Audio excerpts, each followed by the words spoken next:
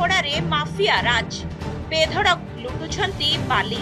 दिन द्विपहरे प्रशासन आखिरे आंगुली गेंजी करुछंती बाली लुट। हाथबांधी बसिछि जिला प्रशासन। भार्गवी नदी आरंभ करी कुशभद्रा नदी पर्यंत चली बेआईन बाली उत्तोलन। नदी पठार विभिन्न स्थानरू बेआईन भावे बाली उत्तोलन करी चोरा चालाण करुछंती माफिया।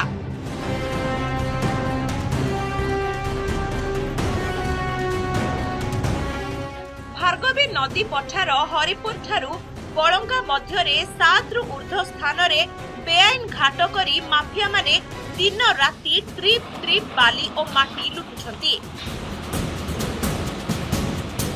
कुशभद्रा नदीर दीघाल, कुसुपुर, बिसरपुर, बेगुनिया भली अनेक स्थानरू टेरुंडिया पंचायतर किछि बाली माफिया माने शह शह ट्रिप बाली लुटुछंती। बाली को धीरपुर मुख्य रास्ता पार्श्वरे बीजेपी पताका लगाई गच्छित करी रखुथिबा देखिबाकू मिलिछि।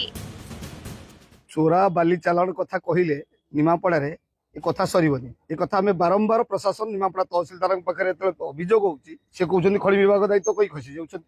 खनि विभाग को फोन कले ठीक समय आसीबेनी। भारतीय जनता पार्टी रो पताका लागिछि, तांकर हाइवा मेसिन, तांकर ट्रैक्टर, तेणु बीजेपी पताका लगे डबल इंजिन सरकार कौन वार्ता देवा चाहते। निमापड़ा रे चोरा बाली चालाण आज गोटे विराट महादुर्नीति महा घोटाला परिणत हो। स्पष्ट दिवालोक स्पष्ट माटी चोरी होउची, बाली चोरी होउची, गोचर जमी रे चाष भी कर धरागला ना अराजकता चली। लोक मैंने निष्क्रिय होती विभाग कर्तृपक्ष जो मैंने जगिबा कर भी तार एक्शन कौन एक्शन नौना। माफिया माने एनजीटी रो नियम रो खोला उल्लंघन करी बाली लुटुछंती। बेआईन बालीघाट को नहीं अनेक समय रे साधारण लोक और माफिया मध्य रे मुहामुही परिस्थिति सृष्टि हेउछि।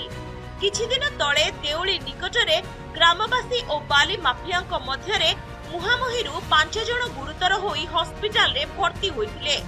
चोरा चालाण को रोकिबा पई स्थानीय लोक अनेक थर प्रशासन दृष्टि आकर्षण करथिले सुधा फल सुन।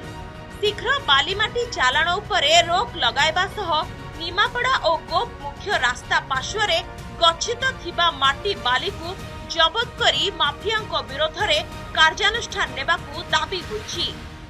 मुख्यतः प्रशासन को उदासीनता जोगु वर्तमान निमापड़ा अंचल रे लक्षाधिक टंकार दैनिक चोरा बाली चालाण होउछि। निमापड़ार कुशभद्रा बलंगा अंचल भार्गवी नदीर विभिन्न घाटी बाली माफिया माने संध्या पर शह शह ट्रैक्टर एवं हाइवा लगे पर्याप्त परिमाण दैनिक बाली चोरा चालाण कर। आज जनशुणाणी कार्यक्रम स्पष्ट भाव जिलापाल कहते चोरा बाली माफिया विरुद्ध में माने त्वरित दृढ़ कार्यानुष्ठान ग्रहण करा जिवो। बहुत बड़ स्केल रे हमर अभियान चली।